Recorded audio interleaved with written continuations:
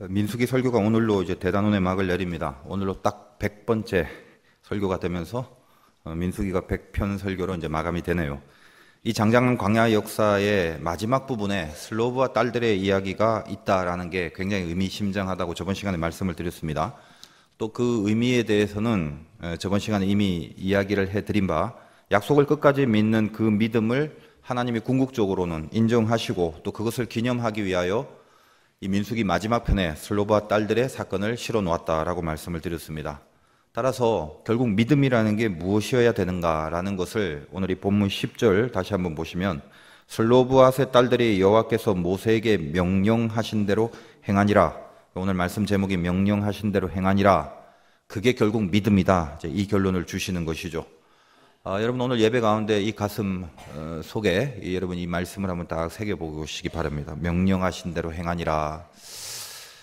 어떻습니까? 우리 자신은 하나님의 명령이 있는데 그 명령하신 대로 내가 행한다라는 거기에 대한 동의 또 거기에 대한 진지한 의욕, 그렇게 안 살았는데 이젠 좀 그렇게 살아볼까라는 그런 새로운 하나의 마음가짐, 이런 것이 오늘 말씀과 예배 가운데 생겨진다면 성공적으로 드린 예배가 아닌가 이렇게 생각을 합니다. 처음부터 끝까지 명령대로 행하니라라는 말씀이 이렇게 요 한가운데 남아 있으시길 바라고, 예배 끝나고 나가서 밥 먹을 때 집에 갈 때 명령대로 행하니라, 이게 적어도 일주일 동안은 이 가슴속에 아무튼 살아 있기를 바라요. 슬로브와 딸이 27장에서 나옵니다. 그래서 거기에 아버지가 없고 우리가 시집가고 이러면은 곤란하다, 우리에게도 기업을 다오, 그렇게 얘기를 하죠. 그러다가 36장에 오면서 이 슬로브앗이 므낫세 지파이기 때문에 므낫세 지파 안에서만 결혼해야 된다라는 결정을 하게 됩니다. 저번 시간에 했죠. 근데 그 결정이 있기까지 그 슬로브앗의 딸들이 자기의 의견을 반영하거나 서로 무슨 토의를 하거나 대화를 한 적은 없습니다. 사실 므낫세 지파 안에 남자와 결혼해야 된다라는 것은 실질적으로 이 딸들의 인생이 달린 문제인데, 그 인생에 달린 문제에 대해서는 별로 회의하지 않고 므낫세의 지도자들이 모세에게 가서 하나님께 여쭙고 회의해서 결정을 내린 게 므낫세 안의 남자에서만 결혼해라, 그렇게요. 근데 어쨌든 간에 므낫세 지파 안에서도 쓸만한 형제들이 물론 있기야 있었겠죠. 그러나 어떻게 보면 여자의 입장에서는 더 넓은 선택의 기회가 있는데 그것을 주장하지 않고 하나님의 명령을 그대로 따르겠다라는 순종의 모습이 드러납니다. 물론 이 순종의 믿음이 나중에 이제 여호수아 7장에 가서 실제로 기업을 얻을 때 그 딸들의 땅과 기업을 주는 장면으로 그대로 약속이 이루어지고 그대로 열매를 맺는 그런 결론이 나는 장면이 여호수아서에서 우리는 확인을 또 해볼 수가 있습니다. 어쨌든지 간에 이 민수기 전체 주제는 그동안 이 100편의 설교를 통해서 쭉 다루어왔겠지만 싸움에 나갈 만한 자, 그걸 카운트한 거, 그걸 계수한 것이죠. 그래서 늘 우리 마음속에도 싸움에 나갈 만한 자로 계수되기를 간절히 바라는 마음으로 이 말씀을 따라왔어야 합니다. 그래서 하나님은 결국 싸움에 나갈 만한 자가 마지막으로 누군가를 다시 한번 제시해 주시고 민수기를 마감하시겠다는 말이죠. 자, 싸움에 나갈 만한 자라고 했을 때 제가 나가겠습니다. 말만 하는 사람, 그 다음에 싸움에 나가는 게 맞습니다, 맞고요 하는 사람, 맞다라고 동의하는 사람, 또 그냥 싸움에 나가라니까 나가는 것에 그냥 아멘하고 감동만 하는 사람, 그런 사람이 아니라 진짜로 나가는 사람이에요. 그러니까 명령하는 대로 행하는 사람이라 그렇게 말씀을 하신다는 것입니다. 수없이 여러분들은 좋은 설교를 많이 듣고 삽니다. 요즘 매체가 너무 발달이 돼갖고 그냥 꿀과 송이꿀보다 더 달콤한 그런 말씀의 홍수 속에서 삽니다. 근데 수많은 말씀을 듣지만 사실 우리의 행동이 그 말씀에 따라가지 않고, 또 이런 말도 얼마나 많은 설교 가운데 들었습니까? 행위 없는 믿음은 죽은 믿음이 나는지, 실천하는 신앙만이 참되다느니, 그러니까 이런 말 자체도, 이런 설교 자체도 얼마나 많이 사실 들었냐 이 말이죠. 그러니까 세상 다시 들을 필요가 없을 정도죠. 오늘 민수기를 마감하면서 다시 좀 이 부분에 대한 이야기, 우리가 행하라라고 했는데 이 행하라라는 그 이야기 속에 감추어져 있는 하나님의 더 깊은 메시지를 한번 집중해 보자라는 것입니다. 정리하면 믿음이라는 것은 명령한 대로 행하는, 거기까지 가야 믿음이라고 그랬죠. 그래서 이것이 중요하기 때문에 민수기의 마지막에 이 이야기를 했습니다. 슬로브앗의 딸들은 명령한 대로 행한 사람이다 라는 이야기를 해주기 위해서요. 그러면 명령하신 대로 행하니라라는 것을 두 부분으로 나눠보자는 것입니다. 명령한 게 있겠고 행하는 게 있겠죠. 가끔 우리는 우리 편의 입장에서는 행함에 집중을 하게 됩니다. 사실은. 왜냐하면 명령은 하나님께서 하시는 거니까. 그런데 조금 앞에 부분도 다루어 볼 필요가 있다는 거예요. 명령은 물론 하나님이 하지만 오늘 이 민수기를 보면 하나님이 모세를 통해서 했고 모세의 일종의 오늘날로 말하면 설교를 통해서 사람들에게 하나님의 뜻이 명령되고 전달되고 그런 과정이 있었습니다. 그러므로 명령하신 그 명령이 뭔지 과연 우리 교회가 그리고 한국 교회가 하나님의 명령이 선포되고 있는지 일단 이거부터 점검하고 행한다 쪽으로 한번 가보자라는 거예요. 저는 한국교회 강대상에서 이 말씀에 순종하라고 외치는 수많은 목사님들의 말씀이 있는데 사실은 제일 먼저 경각심을 가져야 될 부분이 여기라고 생각해요. 말씀에 순종하라고 외치긴 외치는데 어떤 말씀에 순종하란 말이죠? 다시 말해서 순종하고 행할 가치가 있는 하나님의 말씀이 먼저 선포되고 있는가? 이 부분을 점검해야 됩니다. 사실은 이게 먼저입니다.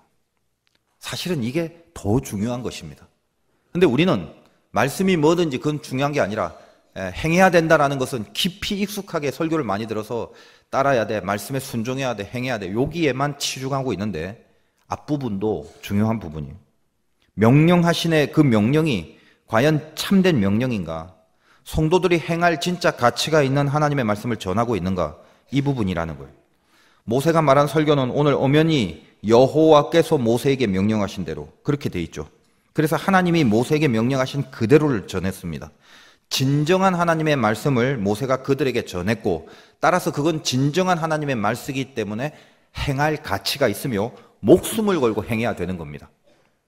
오늘날 이 말씀을 하면서 이 민수기 마지막 쯤을 즈음하여 저도 목사이기 때문에 사실은 이 말씀은 저 같은 목사를 향하여 하나님 앞에 좀 두렵고 떨림으로 받아들여야 될 말씀이 아닌가 이런 생각을 해서 이 마지막 설교는 오히려 저에게도 더 깊이 적용되어질 질책으로 그렇게 받고 싶은 마음이 생기더라는 것입니다. 한국교회 강대상에서 선포되는 말씀 중에 진짜 하나님의 명령인지 진짜 하나님의 말씀 참 진리를 전하는 종들이 과연 이 시대에 얼마나 있을까 한번 생각해 보는 것입니다. 저 자신을 포함해서요. 제가 이제 이런 말씀 드린다고 야 나는 잘하는데 딴 사람들이 못해서 이 모양이야. 저 이런 얘기를 하려는 게 아닙니다. 오해를 하지 마세요. 제가 질책을 받는 마음으로 이 말씀을 성도 여러분과 같이 이렇게 느끼자는 것입니다. 그리고 이 말씀을 인터넷으로 듣는 또 목사님들도 많이 계실 건데 같이 한번 생각해 보자는 거죠. 가만히 진지하게 생각해 보면 이 목사로서 산다는 건 정말 엄청난 십자가예요. 여러분은 모르실 거예요. 참 부담이 돼요. 그냥 막연한 부담이 아니라 첫째로는 하나님의 말씀을 대언해야 된다는 자리, 그 스피커가 돼야 된다는 이 자리가 함부로 쉽게 되어지는 자리가 절대 아니거든요. 그걸 감당해야 되는 시간, 이걸 어떻게 다 얘기를 해요? 한마디로 이 강대상의 한마디가 한 예배 공동체의 영적인 흐름을 다 바꿔놓습니다. 사실은요. 그것은 신앙생활을 처음 한 사람이든 오래된 사람이든 마찬가지란 말이에요. 알게 모르게 선포되는 말씀은 영의 양식이기 때문에 만약 영의 양식이 되어준다면 하나님의 영으로 충만케 되는 인도하심을 받아 누리는 인생과 열매가 있을 것이고 만약 혹시라도 이 말씀 속에 마귀가 들어가서 마귀에게 이용당한 설교를 해버리면 소경이 소경을 인도하는 꼴이 되어버린단 말이죠. 예전부터 양은 양이다라는 말을 제가 많이 듣습니다. 여러 가지 의미가 있겠지만 양이라는 것은 어떤 성격의 양이든 부자든 가난하든 살찌든 빼빼마르든 어떤 특성의 양이든지 간에 양은 목자의 음성에 적게든 크게든 영향을 받게 돼 있어요. 그게 일단 양입니다. 이제는 어떤 시대가 돼 있냐면 저기 교회가 있어 괜찮아 혹은 저기 우리 주일마다 드리는 우리 예배가 저 교회에서 있어 그것으로 우리는 기독교 신자 임내 구원받은 백성 임내 하면서 안심하고 살아갈 수 없는 시대가 됐단 말이죠. 누군가 저에게 와서 목사님 제가 어느 동네 사는데 어느 교회 가는 게 좋겠습니까? 목사님 아시는 좋은 교회에 있어요. 그러면 정말 예전에는 교회라는 게 근처 집에서 가까운 교회 가는 게 제일 좋아. 새벽 기도도 다니고. 그러니까 근처 가까운 교회 가라고 제가 이렇게 얘기를 했는데 어느 순간부터는 그 말을 못 하겠어요. 그냥 그렇게 가까운데 아무 데나 가라는 말을 절대 할 수가 없어요. 이제는. 이것도 아픔입니다. 마귀가 얼마나 간사한지 우리보다 수가 한참 높거든요. 한참 높아요, 한참. 그러니까 마귀는 어디 들어가냐면 운동장에 들어가는 게 아니라 무슨 나이트클럽 같은 데 가는 게 아니에요, 마귀는. 왜냐하면 거기 다 마귀 친구들이기 때문에 관리 안 해도 돼, 거기는. 어디 오냐? 교회에 쑥 들어오죠. 교회 안에 들어가서 그 공동체 예배의 센터를 건드리죠. 그 센터가 뭐냐면 사실은 말씀이 흘러나오는 이 자리예요. 그러니까 마귀는 제일 중요한 부분을 건드립니다. 설교라는 탈을 쓰고 하나님의 명령이라는 탈을 쓰고 온갖 비성경적인 쇠뇌로 양들의 발걸음을 삐딱하게 틀어버릴 수도 있다는 것입니다. 기본적으로 가장 상식에 반하는 인생관을 심어줄 수도 있어요. 희한하게 그게 먹혀요. 제가 경험하고 들어온 이제까지 목회를 하면서 수백 가지 일화가 있는데, 예를 들면 극단적으로 야 이제 곧 종말이 온다. 강대상에서 주님이 재림하시면 다 이렇게 휴거가 될 거니까 재산 다 정리해라. 다 갖다 바치고 또 밤에 올지도 모르니까 뭐 그렇게 다 잠옷 입고 다녀. 옷 벗지 말고 옷 입고 자라. 그래서 실제로 옷을 입고 자는 사람들이 생기고, 심지어는 잉태한 애까지도 지우면서 이 종말에 주님 맞을 준비를 해야 된다는 신뢰가 실제로 있더라는 것입니다. 제가 알고 있는 신뢰만 해도 엄청나게 많은데 모르는 신뢰까지 다 친다면 그들이 하나님을 안 믿으려고 한 짓이 아니라 이렇게 하는 게 맞다라는 잘못된 생각을 따르려고 하는 데서 빚어진 그런 어긋남들이거든요. 그런데 이런 기본적인 비진리는 그렇다 할지라도 아주 고급스러운 방법으로 마귀가 들어와서 하나님이 주신 복음을 살짝 왜곡하고 변질시키는 거예요. 듣기는 다 감동이 되고 맞는 말 같고 틀린 게 없고 외려 보통 설교보다는 훨씬 찡한 감동을 주고 막 그러는데 결국은 구원의 참된 진리에 이르지 못하게 하는, 살짝 비틀어서 교묘하게 엉뚱한 데로 빠지게 하여 나중에 결국 절망하고 낙담하고 끊어지게 만드는 이런 아주 차원 높은 마귀의 계략도 수없이 많이 있습니다. 비단 이것은 이단을 말하는 게 아니라 버젓이 많은 교인들이 있는 교회에서 일어난 사건들일 수 있다는 것입니다. 근데 안타까운 것은 성도들은 그것을 판단할 능력이 사실은 없어요. 목회자들도 스스로 진짜 작정하고 속이려고 하지 않는 이상은 이 고급스러운 마귀의 전략 속에 딱 들어가 버리면 자기가 뭘 잘못하고 뭘 잘못 말하고 있고 뭘 잘못 분석하고 있는지 모르는 경우도 상당합니다. 다시 말하지만 저도 예외는 아닙니다. 저도 이 안에 들어가고 저도 조심해야 되려고 애를 써야 되고 예외가 아니란 말이에요. 그러니까 너무너무 큰 부담이 가슴에 남아있어요. 어떻게 해야 될지, 그럼 무엇으로 참된 하나님의 명령을 전해야 되나, 참된 설교의 기준이 뭔가, 이런 것들요. 너 한번 얘기해봐라. 몰라요. 저도 그닥 뾰족한 방법 이렇게 하면 됩니다라고 말해줄 수 있는 그런 해법이 없어요. 그냥 성경을 붙들고 그냥 기도하면서 애를 쓰는 거, 그거 그냥 진지한 마음으로 하나님 앞에 기도하고 성경을 묵상하면서 성경 안에서 얘기하려고 하는 이런 뭐 별거 아닌 그거 말고는 다른 특별한 방법을 뭐 제시를 할 수는 없어요. 어떻게 해야 되는지 모르겠어요. 혹시 저를 통해서 누구를 이렇게 가리켜라, 하나님의 진짜 명령을 전할 수 있는 방법을 한번 가리켜라. 물론 제가 무슨 강의도 이렇게 밖에 나가서 그런 것도 한 적도 있습니다만 그건 그냥 강의의 내용일 뿐이고 사실 뾰족하게 어떤 해법을 제안할 수 있는 방법이 없어요. 그냥 모르겠어요. 그냥 주님이 저에게는 그냥 너나 잘해라, 늘 그 음성만 들어요. 너라도 잘해라, 너만 잘해라.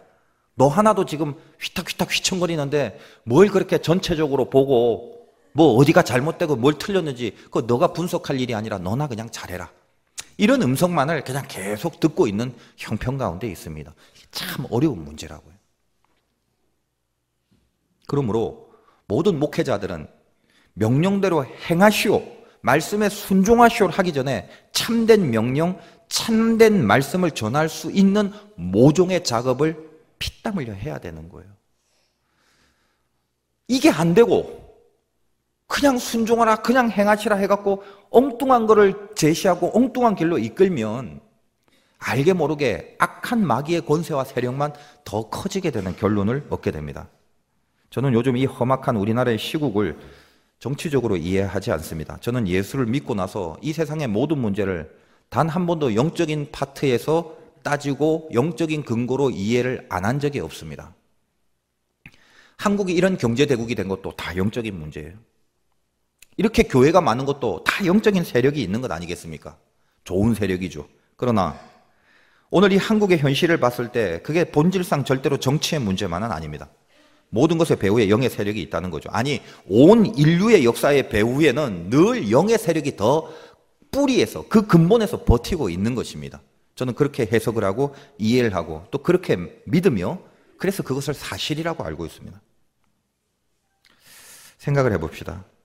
이 세상에 그 어떤 사람이라도 친엄마가 총에 맞아 죽고 친아빠가 동시에 총에 맞아 죽었습니다. 아빠, 엄마가 둘 다 총에 맞아 죽은 어떤 사람이 있다면 그 멘탈이 어떻게 정상일 수가 있겠습니까? 가련하고 연약하고 정말 힘겹죠. 그래서 이런 사람들은 정말 잘 극복해야만 인생이 건강해질 수 있겠죠. 참 극복하기 힘든 상황 아니겠습니까? 그 뻥 뚫린 공간에 목사도 아닌 것이 목사라는 칭호를 쓰고 마귀의 비진리가 침투해 들어옵니다. 어떻게 똑바른 극복이 있을 수 있겠습니까? 이 모든 시국의 저 뿌리에 어디서부터 잘못되어 있는가를 한번 보자는 거예요. 우리 국민 중에 솔직히 누가 오늘날의 이 정치의 문제를 영적인 문제라고 말할 사람이 있겠습니까? 그걸 무슨 청문회에서 지적을 할 겁니까? 아니면 무슨 뭐 여론이 그런 것에 대한 어떤 내용을 보도를 하겠습니까? 그 목사도 아닌 목사라는 칭호를 쓴 그 인간의 활동 시절에 놀라운 것은 지금 우리가 이름만 대면 다 알고 있는 당시의 감리교, 장로교의 목사들, 그것도 부흥운동에 앞장섰던 그런 사람들이 그 밑에 줄을 서서 조직을 이루고 있었습니다. 군인처럼 훈련을 받고 군인 계급에 칭호를 붙여가면서 그렇게 정치와 결탁하여 한 시대를 누비는 역사들이 있어 왔어요. 이 사태를 기독교의 잘못된 신앙이며 영적 리더, 목사들의 잘못된 정신 상태에서 비롯된 비극이라고 교계에서 그리고 이 시대에서 그렇게 그 누구도 말하는 사람은 없을 것입니다. 이 영적인 문제는 절대로 정치적으로 풀릴 문제는 아닙니다. 그냥 정치적 해결이라는 게 끼케야 수면 위에서 허우적거리는 그런 일일 뿐이겠죠. 한국의 운명은 가만히 보니까 그래요. 하나님이 함께 해주신 민족임에 세계사에서 이런 나라가 없을 정도로 독특하기에 이 나라의 운명은 정치에 달린 게 아니라 예수 믿는 우리에게 달린 것인 그 사실을 우리끼리라도 좀 믿어주시기 바라요. 제가 이런 말을 우리 교우들 앞에서는 하지 어디서 하겠어요? 광화문 광장에 가서 뭐 핏대 세우고 외쳐가고 예수 믿어야 된다. 신앙생활이 우리나라의 운명을 좌지우지한다. 미친놈 취급받겠죠. 그래도 이렇게 말할 수 있는 곳이 있어서 참 감사합니다. 똑바로 살아야 돼요. 똑바른 목사가 나와야 돼요. 저에게 하는 말입니다. 똑바른 목사가 나와야 되고 똑바른 장로가 세워져야 되고 똑바른 권사, 똑바른 집사, 똑바른 신자가 있어야 한국의 운명이 복음의 존귀한 역할을 담당하는 나라가 되는 것입니다. 이걸 우리끼리라도 믿자라는 거예요. 이걸 어디서 누가 믿겠어요? 이 시국의 험악한 밑바닥에 기독교의 잘못된 때들이 들어가서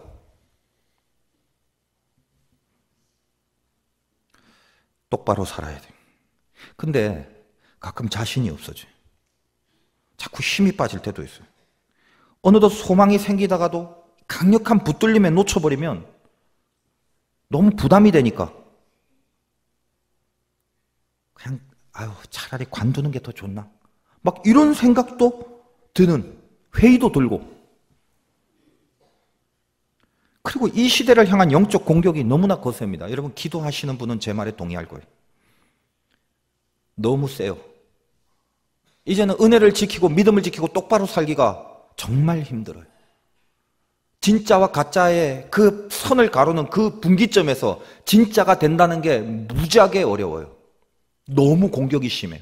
이 종말에 우리의 믿음을 갉아먹고 하나님의 자녀로 살아가지 못하게 만드는 숱한 공격들이 사방에서 우겨쌈을 당하듯 숨통을 죄어옵니다. 웬만한 기도로 힘들어요. 웬만한 말씀으로 힘들어요. 여러분 어떻게 사십니까 도대체? 저도 힘들어 죽겠는데.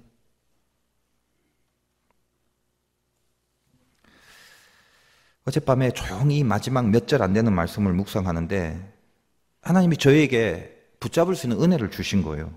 여기 슬로보아 때 딸들, 이 창장한 광야의 스케줄의 이 역사, 이 민수기의 마지막이 소개시키는 그 마지막 편에 뭔가 강한 걸 한번 줘야 되는데 슬쩍 슬로보아의 딸들의 이름을 거론하면서 마감시키는 하나님의 심정이 뭘까? 이들은요, 지도자도 아니었고 족장도 아니었고 무슨 리더도 아니었고 그 당시 여자라는 건 요즘하고 달라요. 아예 취급을 받지 못하는 신분인데 아버지도 없었고. 근데 그들이 무엇 때문에 민수기 마지막 메시지로 남았는가? 그 창창한 출애굽에서부터 시작했습니다. 홍해바다를 건너는 엄청난 기적을 체험했단 말이에요. 얼마나 가슴 떨렸겠어요. 그때 그 홍해를 가로지르는 그 대장정의 하나님의 역사와 임재를 느꼈던 그 부흥과 그 불길에 그때 의기양양했던 사람들 지금 마지막에 다 어디 가버리고 없고, 그때 지파를 대표하고 정탐하고 가데스 바다에서 앞장섰던 그 선두주자들, 지도자들 그 다 어딘가 사라져버린 게 아니라 그들의 불신앙으로 광야에서 멸절이 됐지만 다 없어져 버리고, 이제 이 광야에서라는 제목을 갖고 있는 민수기의 제일 마지막에 가장 약한 딸들을 등장시켜 가나안의 입성으로 연결시키는 하나님의 마음. 이들은 아무런 보직도 없는 그야말로 평민 중의 평민, 그 중에 가장 약한 자들인데도 신기하게 그 이름들 하나하나가 27장에 등장할 때도 그냥 슬로보아테 딸들 혹은 딸 5명 이렇게 나오는 게 아니라 그토록 모든 사건을 간략하게 적기로 유명한 성경이 이 아무것도 아닌 슬로보아의 딸들의 이름 5명을 낱낱이 27장에 제시해 놨고, 36장 저번에 봤을 때도 그 이름을 낱낱이 제시해 놨고, 이 약속을 나중에 기업으로 받는 여호수아 17장에 가서도 거기서도 낱낱이 이 딸들의 이름이 하나하나 다 구체적으로 연결돼 나오더라는 것입니다. 11절 슬로바스의 딸 말라와 디르사와 호글라와 밀가와 노아가, 이렇게 늘 그 이름이 언급돼요. 왜냐? 하나님이 봤을 때 이들이 진짜 믿음의 사람들이었기 때문에 그래요. 진짜 명령대로 행한 사람들이었기 때문에 그렇습니다. 여러분, 이 단순한 내용, 명령대로 행한다, 이 간단한 내용을 그냥 그들은 해냈던 사람들이에요. 해냈던 사람. 오래된 이야기지만 그 나이키라는 회사의 창업자가 아디다스에 맞서서 창업을 하려고 하는데 가족, 친족 모두가 그 창업에 부정적인 반응을 보였더니 안 된다. 지금 아디다스를 앞지를 수 없다. 너 지금 창업해봤자 망한다. 창업자 자신도 내가 하는 게 과연 성공할까라는 생각을 하게 됐대요. 그때쯤에 자기 동료가 옆에서 한마디 했대요. Just do it.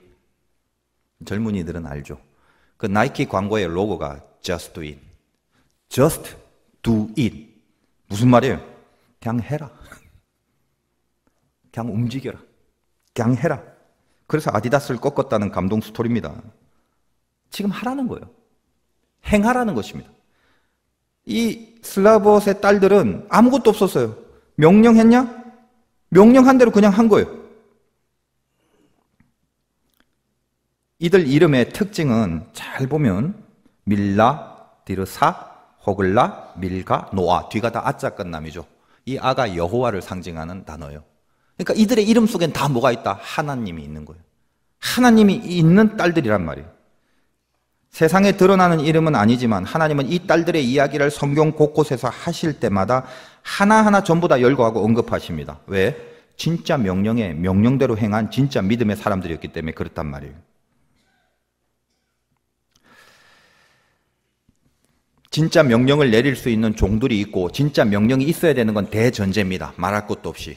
그러나 그리고 나서 이 명령을 듣고 하나님의 말씀을 통해서 이것이 명령이다라고 인정을 하고 이 명령을 가슴에 품은 사람들은 그 다음에 결국 뭐다?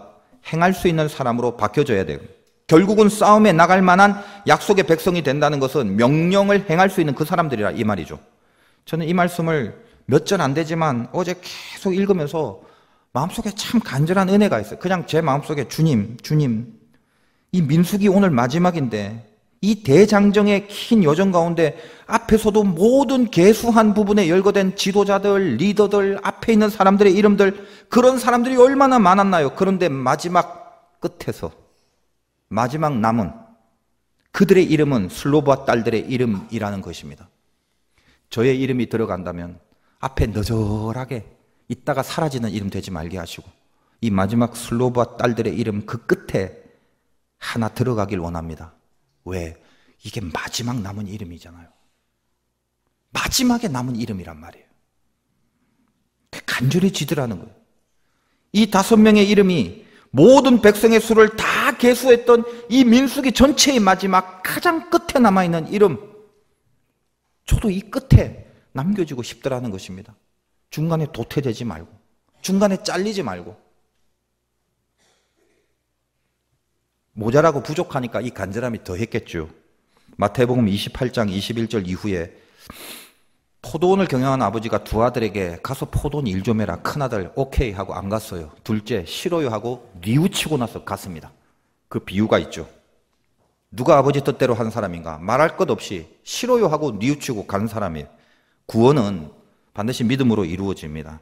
당연합니다. 그리고 진짜 그 믿음이 행위가 아니라 믿음인데 정말 그 믿음이 구원을 이루는 진짜 믿음이라면 행위는 반드시 따르게 되어 있다는 거죠. 행위는 구원의 조건이 아닙니다. 그러나 진짜 믿음을 갖고 있는 구원의 검증이 행위입니다. 따라서 믿음과 행위는 분리될 수가 없는 것이죠. 누구나 다 듣고 아멘 정도는 할 수 있습니다. 아버지가 누구 갈래? 아멘 큰아들 내가 가겠습니다. 가는 게 맞다고 느낍니다. 다 동의해요. 순종하라, 행동하라 다 알죠. 그걸 모르는 사람이 어디 있어요. 다 그게 맞다고 여긴단 말이죠. 하냐 안 하냐 이 싸움이죠.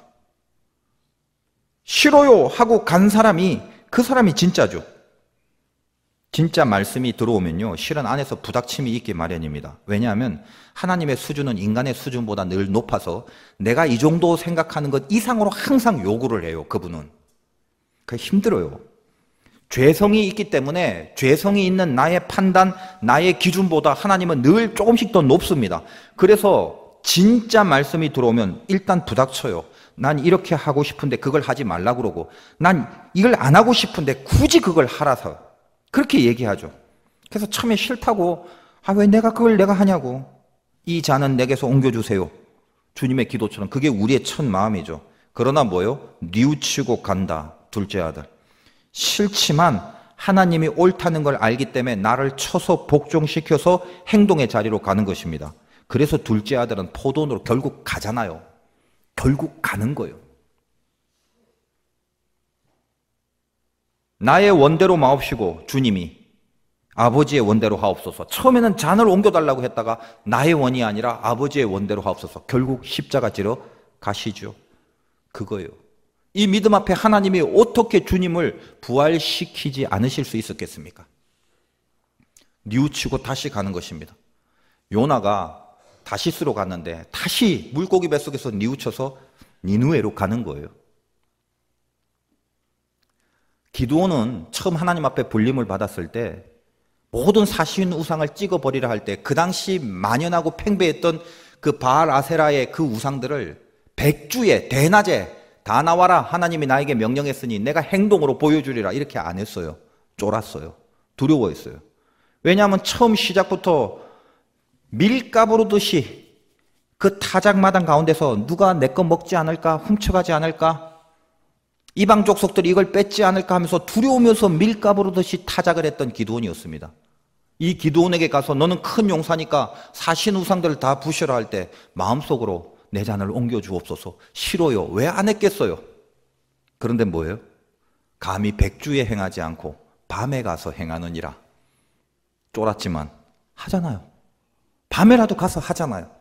행동까지 가야 된다는 거예요. 어떻게든 행해야 된다는 거예요.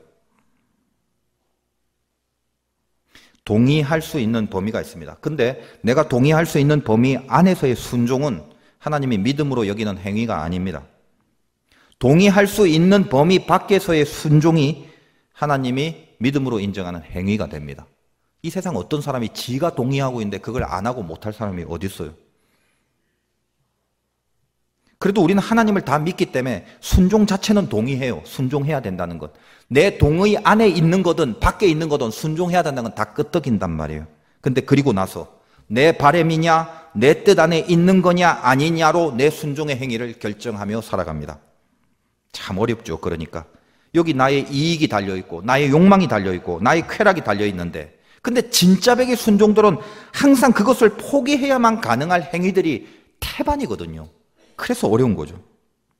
더군다나 나만의 유익만을 포기하라면 그건 어떻게 하겠는데 이게 인생이 나 혼자 사나? 걸려있는 게 많을 때가 있죠. 단체 속에 들어가 있지, 사람들이 보는 눈도 있지, 가족 관계도 있지, 무슨 뭐 여러 가지 자기 문제만 아닌 그런 것들이 있다 보니까 도대체 어디까지가 순종을 결단하고 판단을 내려야 되나라는 그런 부분에서 판단이 헷갈려지고 하나님보다는 사람을 생각하는 그런 경우가 훨씬 많을 수 있다는 것이죠. 성경에는 여호사밧이라는 유명한 사람이 있습니다. 유다 왕인데 꽤 신앙이 좋아요. 하나님도 경외했고 공정한 재판도 했고 레위인 제사장들 잘 섬겼고 율법도 잘 가르쳤고 그리고 어려운 싸움이 있었는데 기도의 힘으로 하나님이 물리쳐 주시는 간증도 있고 굉장히 하나님 앞에 신앙적으로 우뚝 선 왕이었습니다. 그런데 그가 어떤 죄성이 있었습니까? 하나님 앞에서 악했던 아합 왕, 여러분 잘 알죠? 아합과 이세벨. 그 아합 왕은 분명히 하나님의 뜻이 뭔지를 알았음에도 불구하고 그 아합과 동맹을 맺었고 그 뒤에 아합 다음에 이제 그 아들인 아하시아, 그것도 굉장히 악한 왕인데 이 악한 왕과도 교제를 하고 함께 무슨 큰 배를 만드는 일도 같이 했다고요. 손잡고 일을 같이 했어요. 근데 그게 하나님의 뜻이 아니라는 걸 여호사밧은 알았어요. 다른 건 전부 다 잘했는데 이 부분만큼은 하나님의 뜻이 뭔지 알았지만 동의하지 않았습니다. 왜? 당시 정체상, 당시 상황상 화친이나 친교를 통해서 나라가 부강하고 안정될 거라는 자기 판단에 의한 결정이었죠. 하나님의 뜻이 뭔지는 알았지만 이거 이렇게 하면 좀 안 될 것 같아. 내가 이렇게 잘 알지만 요거 악한 거고 요거 불신한 게 알지만 대강 슬쩍슬쩍 타협하면 그래도 뭔가 이게 뭐 이렇게 크게 그렇게 자극 없이 공격 없이 더 부강하고 탄탄해지겠지. 아무 일 없이 평안해지겠지. 그래서 하나님의 뜻이 이건데 이걸 제끼고 아합 왕과 또 그의 아들과 손을 잡기 시작합니다. 여러분 그 유명한 아합의 아내가 이세벨 아닙니까? 그 이세벨의 딸이 악명 높은 아달랴예요. 처음 들어본 사람이 있는지 모르겠는데 여호사밧은 그 아달랴를 자기 아들 여호람의 아내로 맞습니다. 다시 말해서 이 신앙 좋은 여호사밧이 그 아달랴 악한 그 이세벨의 딸을 며느리로 얻는단 말이에요. 결론이 어떻게 되는 줄 아십니까? 이 아달랴가 자기 아들 아하시아가 죽게 되자 이 여자가 자기가 왕이 되려고 자기 아들의 새끼들인 손주들을 전부 다 죽입니다. 성경에 있는 내용이에요.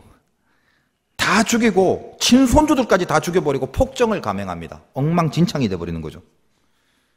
여호사밧이 신앙도 좋고 믿음 생활 잘하고 교회도 잘 나왔는데 하나님 뜻에 동의하지 않고 자기 생각에 친해보려는 그 알량한 인간관계 그것 때문에 그거 하나 세우려고 그거 유지하려고 분명히 하나님의 뜻이 아닌 줄 알면서도 순종하지 못한 인간의 결국이 이런 식으로 흘러간다는 하나님의 경고입니다. 저도 마찬가지고 우리가 여호사밧과 같은 일들이 얼마나 많습니까? 참 어려운 문제죠. 내 거 하나 희생하라면 되겠는데 남들이 보는 눈이 있어요. 남들과의 관계가 있다고요. 거기서 내가 살아내는 힘이 유일하게 하나님이 아니고서는 그 누군가나 사람과 세상과 관계와 조직과 그 유기체를 염두에 두지 않을 수 없다는 것입니다. 신앙은 근데 용기가 필요하죠. 독불장군처럼 살라는 것이 아니라 어떤 부분에서 분명히 하나님의 순종이 요구될 때는 하나님 앞에 나를 던질 수 있는 자가 믿음이거든요. 그게 어려운 거죠. 그런데 참 어려운 문제인데 이게 믿음의 문제 앞에서는 늘 정답은 분명합니다. 여러분 믿음이 강하면 쉽고요. 믿음이 약하면 어려운 거예요. 간단한 거예요. 그래서 믿기는 하는데 그깟 자기가 맺은 관계, 그것 때문에 사람들 의식하고 어떻게 평가받을까, 그거에만 연연해서 아닌 줄 알면서도 그냥 저질러 버리는, 결국 여호사밧은 약한 믿음 때문에 그런 비참함을 맞이하게 된 것이죠. 민수기 마지막을 정리하면서 2016년을 마감하는 이 시즌에 단순한 결심 한번 해봅시다. Just do it. 참 어려워요. 알아요. 근데 하나님이 너 진짜 믿니? 너 정말 싸움에 나갈 만한 자라고 너 생각하냐? 이 약속을 정말 믿느냐? 명령대로 행하리다. 하나님 한번 어려운 사정 아시지만 이때 이 올해의 마지막에 그냥 그렇게 한번 명령대로 살 수 있는 힘을 좀 달라고. 그래서 주님, 그 마지막에 남겨질 이름이 되길 원합니다. 내 이름이. 그 로망 없으세요? 여러분의 인생은요, 결국 선택해야 돼요. 두 가지 중에 하나. 세상에서 편하게 살 거야, 하나님과 가까이 살 거야. 이 두 개예요. 세상에서 편하면서 하나님과 가까우면 더 좋겠죠. 금상첨화겠죠. 근데 그런 일은 그렇게 많지 않아요. 근데 그 점을 분명히 하고 해야 됩니다. 만약 둘 중에 하나를 선택한다면 세상에서 편할 거냐, 하나님과 가까울 거냐. 신자가 뭐예요? 진짜 신자가. 편한 것보다 가까운 거, 그걸 더 좋아하는 사람, 그게 신자다는. 근데 사실은 진짜 평안이라는 건요, 사실은 하나님과 가까워지는 그 방법 말고는 없어요. 그게 사실은 진짜 평강이에요. 요즘 제가 아무튼 굉장히 이상하게 신방이 좀 많았는데, 한 사업체를 신방 중에 요즘 너무 어려운 일이 벌어져 갖고 그 어려운 상황을 제가 잘 알고 있는 그런 사업체죠.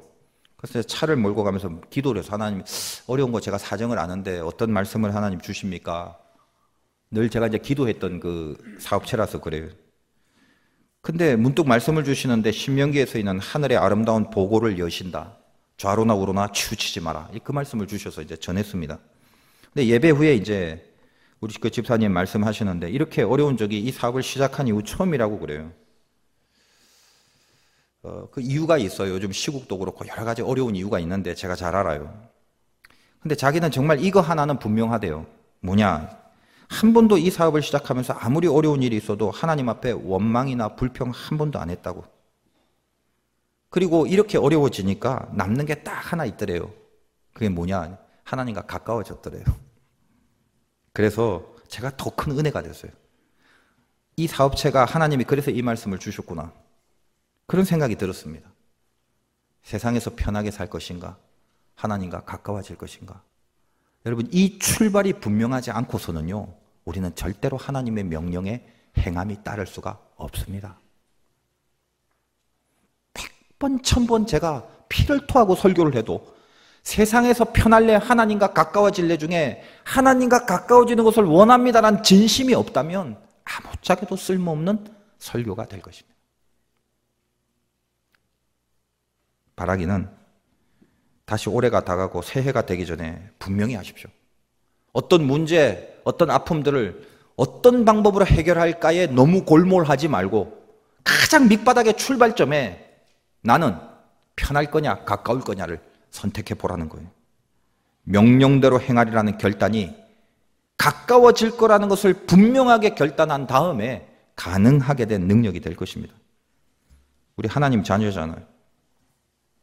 신자답게 살고 명령대로 행해보겠다라는 가슴팀, 왠지 명령대로 한번 해보고 싶다라는 설레임, 그걸 기도의 제목으로 삼아서 올해의 마지막과 내년에는 진짜 하나님의 뜻대로 한번 행해보는 그런 승리를 하나님 앞에 보이고 싶다라는 로망, 그래서 참된 자녀의 길을 결단하고 시작하시는 저와 여러분 되시길 주님의 이름으로 축원드립니다.